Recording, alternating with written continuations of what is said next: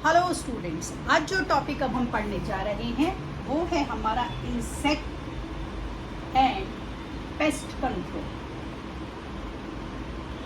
Insect, देखिए insect क्या होते हैं। इंसेक्ट वो हमारे ऑर्गेनिजम्स होते हैं जो हमारी सॉइल में इंसेक्ट हमारे वो ऑर्गेनिज्म होते हैं जो हमारी क्रॉप्स, जो हमारी तैयार क्रॉप्स होती हैं उसमें अलग अलग तरीके से इंजेक्ट करते हैं अपने पॉइजन को, या हमारी जो क्रॉप्स है, जो तैयार क्रॉप्स हैं उसको खा जाती हैं। तो ये जो इंसेक्ट होते हैं हमारे अलग अलग तरीके के होते हैं। एक होते हैं हमारे च्यूइंग इंसेक्ट। च्यूइंग इंसेक्ट हमारे क्या करते हैं, ये इंसेक्ट हमारी जितनी भी तरह की क्रॉप्स होती हैं उनको खराब कर देते हैं, चाहे हमारे रूट हो, स्टेम हो, लीव हो, सबको ये चबा जाते हैं, खा जाते हैं, सारा खराब कर देते हैं। तो इसीलिए इन्हें हम च्यूइंग इंसेक्ट बोलते हैं। दूसरी तरह के इंसेक्ट जो होते हैं हमारे सकिंग इंसेक्ट। सकिंग इंसेक्ट क्या करते हैं, ये जो हमारा सीड तैयार हो जाता है उसके सैप पर अटैक करते हैं और उसको सारा जो उसका अंदर का न्यूट्रिएंट है वो सारा सक कर देते हैं। तो जो सारा सीड तैयार होके फसल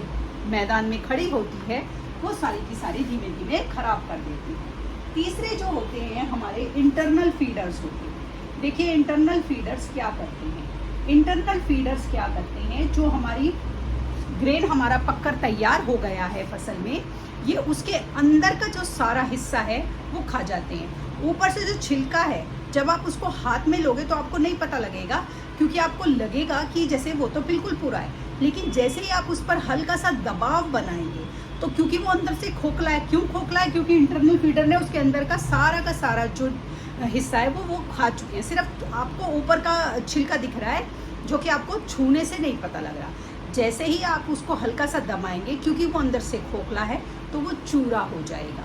जबकि जो आपका हेल्दी ग्रेन होगा, आप उसको कितना भी दबाएं, जैसे आप गेहूं देखते हैं, चावल देखते हैं, हम दाल देखते हैं, जब हम उसको दबाते हैं तो वो दबता नहीं है। क्यों? क्योंकि वो हेल्दी ग्रेन है और वो सूखा हुआ ग्रेन है।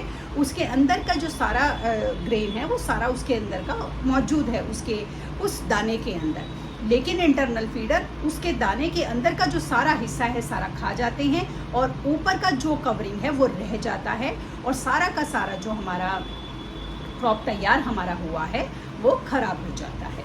तो इस तरीके से ये हमारे जो हैं इंसेक्ट इसको खराब करते हैं।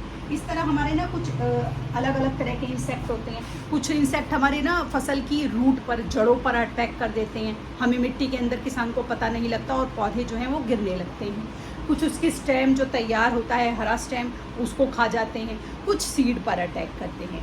तो इस तरह से ये जो इंसेक्ट होते हैं ये हर तरीके से हमारी तैयार हुई फसल को खराब करने में, पूरा का पूरा बर्बाद करने की पूरी एबिलिटी रखते हैं। इसके अलावा इंसेक्ट तो हैं ही, वीड्स तो होते ही हैं। इसके अलावा जैसे हमें बीमारी हो जाती है, ऐसे ही हमारी क्रॉप्स को भी बीमारी होती है। हमारी जो क्रॉप्स होती हैं उनको कैसे बीमारी होती है, हमारी क्रॉप्स की जो डिसीज़ होती हैं वो कैसे होती हैं। देखिए डिसीजेस, सबसे पहले हमारी होती है सीड बॉर्न डिसीज़। जो हमारी सीड बॉर्न डिसीज़ है ये हमारे दानों में हो जाती है, जो हमने अपनी फसल को तैयार किया है। ये जो डिसीज़ होती है ये जैसे बाजरा हो गया, हमारा मिलेट हो गया या राइस हो गया, इनमें लग जाती है और इनमें ना फंगस लग जाता है और ये सारा का सारा हमारा तैयार फसल को खराब कर देता है। और ये इतनी तेज़ी से स्प्रेड होता है, जैसे ही 1 या 2-4 पौधों में लगता है तो ये सारे पौधों में लगना शुरू हो जाता है। तो ये तो होता है हमारा सीड बॉर्न डिसीज़। दूसरा हमारा होता है सॉइल बॉर्न डिसीज़। तो जो हमारा सॉइल बॉर्न डिसीज़ है ये हमारा सॉइल के थ्रू फैलता है, और जैसे कि हमारा ना मूंगफली हो गई, बाजरा हो गया, उनके अंदर ये ज़्यादा फैलता है और तेज़ी से, क्योंकि मिट्टी में ही फैल गया और मिट्टी में ही पौधा खड़ा है, तो जब ये एक बार मिट्टी में स्प्रेड होना शुरू हो जाता है तो सारी फसल को पूरी तरीके से इन्फेक्ट कर देता है। तीसरा जो हमारा डिसीज़ होता है हमारी क्रॉप्स के अंदर वो होता है एयर बॉर्न डिसीज़। हवा के अंदर ही हमारा कुछ ऐसा कीटाणु है जो कि हवा से ही फैल रहा है और हमारे फसल को खराब कर रहा है। ये हमारा होता है जैसे रस्ट ऑफ व्हीट हो गया, बर्स्ट ऑफ राइस हो गया, क्योंकि हवा में फैल रहा है और जो फोटोसिंथेसिस की प्रोसेस हो रही है वो भी हवा में हो रही है, तो ये भी तैयार फसल को बर्बाद करने की पूरी एबिलिटी रखता है। चौथा जो हमारा डिसीज़ होता है वो हमारा होता है वाटर बॉर्न डिसीज़। जो हमारा वाटर बॉर्न डिसीज़ होता है ये हमारा पानी से फैलता है। जैसे बैक्टीरियल इन्फेक्शन हो गया, ये सारी चीज़ें हो गई। तो ना केवल इंसेक्ट, वीड्स, बल्कि बीमारियां भी हमारी तैयार फसल को खराब करने की पूरी एबिलिटी रखती हैं। तो ऐसे में अब हम अपनी जो तैयार फसल है उसको सुरक्षित करने के लिए क्या तरीके यूज़ करते हैं। इन अपनी तैयार फसल को सुरक्षित करने के लिए हमारे किसान जो हैं इंसेक्ट का स्प्रे करते हैं। हमारे अलग अलग जो दवाइयाँ होती हैं, डीडीटी, मेलानिन, इन सब दवाइयों को मिक्स करके वो स्प्रे करते हैं और सीड्स के ऊपर एक प्रोटेक्टिव लेयर बन जाती है। देखिए, जो भी सीड हम खाते हैं वो कुदरत के एक हमारे लिए कुदरत ने ऐसा इंतज़ाम किया है, वो एक छिलके के अंदर होती है। कोई भी सीड आप खाते हैं तो जब भी ये सारे के सारे इंसेक्टिसाइड, पेस्टिसाइड्स, केमिकल्स स्प्रे किए जाते हैं तो ज़्यादातर इनका इन्फेक्शन जो है वो छिलके तक ही आता है, अंदर सीड तक नहीं आता। क्योंकि जो भी बीमारी लगेगी, जो भी इंसेक्ट हमारी फसलों को नुकसान पहुंचाने की कोशिश करेगा, वो पहले छिलके पे अटैक करेगा। तो छिलकों पर ही दवाई लगा दी जाती है। छिलका जो उसका आउटर कवरिंग है हमारे सीड का, जैसे गेहूं के आउटर कवरिंग को हम जौ बोलते हैं। जब गेहूं आउटर कवरिंग के साथ मिलता है तो उसे हम जौ बोलते हैं। जब हमारा चावल आउटर कवरिंग के साथ मिलता है तो उसे हम धान बोलते हैं। तो ये जो स्प्रे किए जाते हैं इंसेक्टिसाइड, पेस्टिसाइड्स, केमिकल, ये आउटर कवरिंग पर किए जाते हैं और इनके अंदर का जो हमारा सीड है, गेहूं है, मिलेट है, बाजरा है, हमारी दालें हैं, वो प्रोटेक्टेड रह जाती हैं और इस तरीके से हम अपनी फसलों को प्रोटेक्ट कर लेते हैं। अब हमने ना क्या करा, फसलों को प्रोटेक्ट कर लिया। अब फसल को प्रोटेक्ट करने के बाद हमारा ये सारे प्रोटेक्शन का कोई औचित्य नहीं रह जाएगा अगर हमने जो हमारा सीड है, जो हमने फसल उगाई है, उसको अच्छे से स्टोर नहीं करा। तो उसको अच्छे से स्टोर करना, स्टोरेज ऑफ ग्रेन, ये भी एक बहुत हमारा इम्पॉर्टेंट स्टेप होता है कि ग्रेन को हमें कैसे स्टॉक करना है। तो देखिए, ग्रेन को ना जो हम स्टॉक करते हैं उसके दो तरीके होते हैं। बोरियों में पैक कर करके ग्रेन को स्टोर करा जाता है, या बड़े बड़े सीलोज होते हैं उनके अंदर पैक करके रखा जाता है। ये 3 लेवल पर किया जाता है। पहले किसान जो है फसल को सारा काट लेता है, हार्वेस्ट कर लेता है, सुखा लेता है और बोरियों में पैक कर देता है। ठीक है। प्रोड्यूसर के बाद हमारा वो जो प्रोड्यूसर फार्मर हो गया, उसके बाद वो अनाज की जो मंडियाँ होती हैं उनमें जाकर जो हमारे फार्मर हैं वो होलसेलर को बेच देते हैं। अब उनसे हमारे फूड डिपार्टमेंट के लोग, हमारी सरकार या अलग अलग मिलों के मालिक उन चीज़ों को खरीद लेते हैं। जब मिलों के मालिक उनको खरीदते हैं तो ऑब्वियसली वो उसको, गेहूं को या जो ग्रेन है उसको और अच्छे से अपनी पैकिंग में, जैसे कि अलग अलग जो उनका ब्रांड होता है उसकी पैकिंग में पैक कर कर उसको बेच देते हैं। जब सरकार ग्रेन खरीदती है तो सरकार उसको स्टोर करती है। क्यों करती है सरकार स्टोर? सरकार को हमारी कंट्री में बहुत सारी चीज़ों की, बहुत सारे लोगों की ज़रूरतों को ध्यान में रखना होता है। जैसे हम एक डेवलपिंग कंट्री हैं, हमारी कंट्री में अभी भी 30% पॉपुलेशन बिलो पॉवर्टी लाइन है। ऐसे लोगों की मदद करने के लिए सरकार राशनिंग के द्वारा उनको अनाज देती है बहुत कम दरों पर, या कोविड के बाद तो फ्री में ही दिया जा रहा है। तो सरकार को ये अनाज कहाँ से मिलेगा? सरकार ये अनाज किसानों से खरीदती है।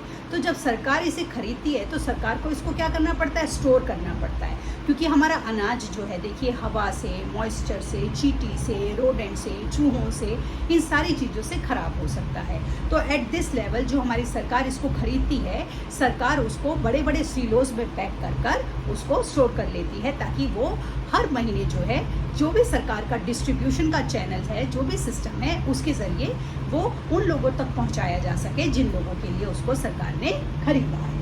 तो अब हमारा जो फसल होती है, जो हमने इसको स्टोर करा है, इसको ख़राब करने वाले हमारे 2 फैक्टर होते हैं। एक तो होते हैं बायोटिक और दूसरे हमारे होते हैं अबायोटिक। तो बायोटिक फैक्टर हमारे कौन से हो गए? लिविंग ऑर्गेनिज्म, जैसे इंसेक्ट खा गया, चींटियाँ लग गई, चूहों ने बोरियां ख़राब कर दी, रोडेंट्स हो गए, ये सारे जो कि अनाज को खा जाते हैं। अबायोटिक फैक्टर हमारे कैसे होते हैं? जैसे कि 30 से लेकर 40 डिग्री तक का जो टेम्परेचर है वो हमारी फसलों के जो सीड है उसके लिए ये थोड़ा सा अच्छा नहीं माना जाता कि सीड ज़्यादा गर्मी में ख़राब हो जाएगा। इसी तरह जो ह्यूमिडिटी वाला एनवायरनमेंट है, जिसके अंदर पानी भी है और मॉइस्चर भी है और गर्मी बहुत ज़्यादा है, वो भी हमारे अनाज को ख़राब कर देता है।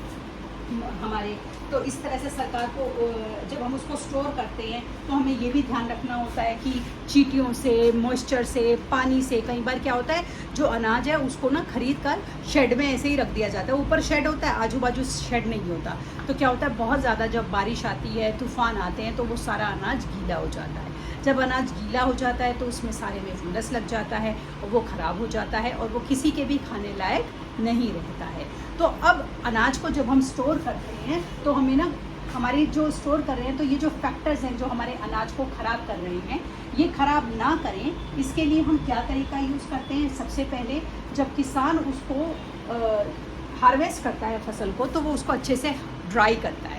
जितना अनाज सूखा हुआ होगा यानी उसके अंदर मॉइस्चर का कंटेंट नहीं होगा तो उसकी ड्यूरेबिलिटी जो होती है वो काफ़ी बढ़ जाती है। उसके बाद उसको क्या किया जाता है, उसको साफ़ किया जाता है, मतलब उसको चुगा जाता है। जैसे आपने घर में सुना होगा मम्मी बोलते हैं दाल चुग रही हैं, चावल चुग रही हैं, वो तो उसको साफ़ किया जाता है। फिर उसके बाद उसको प्रॉपर तरीके से सेफ एंड प्रॉपर स्टोरेज तरीके से उसको स्टोर किया जाता है। ठीक है, अब स्टोर तो कर दिया आपने, उसके बाद आप क्या करेंगे, उसको आप एक पर्टिकुलर एनवायरनमेंट मतलब पर्टिकुलर टेम्परेचर में रखेंगे।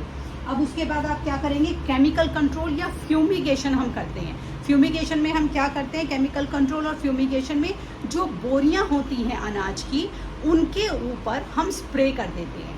तो ये जो अनाज की बोरियां होती हैं जो कि आपने कभी देखा हो जूट की बनी होती हैं और उनके ऊपर एक प्लास्टिक की लेयर चढ़ाकर उसके ऊपर, बोरियों के ऊपर ही अंदर जूट और बाहर प्लास्टिक की लेयर, और उसके ऊपर सारा ना फ्यूमिगेशन करके केमिकल स्प्रे कर दिया जाता है ताकि जो इंसेक्ट लगे वो बोरी पर लगे, और जैसे ही इंसेक्ट जब बोरी पर लगेगा और वो उस दवाई को खाएगा, क्योंकि हमने तो उसके ऊपर केमिकल कंट्रोल या फ्यूमिगेशन किया है, तो इंसेक्ट मर जाएगा और जो आपका अनाज है वो सुरक्षित रहेगा। तो न केवल हमें अनाज को पैदा करना ध्यान रखना होता है कि किस तरह से हमें नई टेक्निक्स को यूज़ करना है, बल्कि हमें उसको हार्वेस्ट करने के बाद एक मेन स्टेप हमारा ये भी ध्यान रखना होता है कि अनाज को हम प्रॉपर तरीके से स्टोर करें। प्रॉपर तरीके से जब हम उसको स्टोर करेंगे तभी हमारी ये सारी प्रोसेस जो है वो कंप्लीट हो पाएगी, जिसमें हम हर इंसान को, अपने देश के हर व्यक्ति को 2 वक्त का खाना, 3 वक्त का खाना ज़रूर देना चाहते हैं। तो इस तरीके से स्टोरेज बहुत ज़्यादा इम्पोर्टेंस रखती है जब हमारी फसल पककर तैयार हो जाती है। तो आज का टॉपिक यहीं तक, कल की क्लास में नया टॉपिक शुरू करेंगे। तब तक के लिए शुभ रात्रि।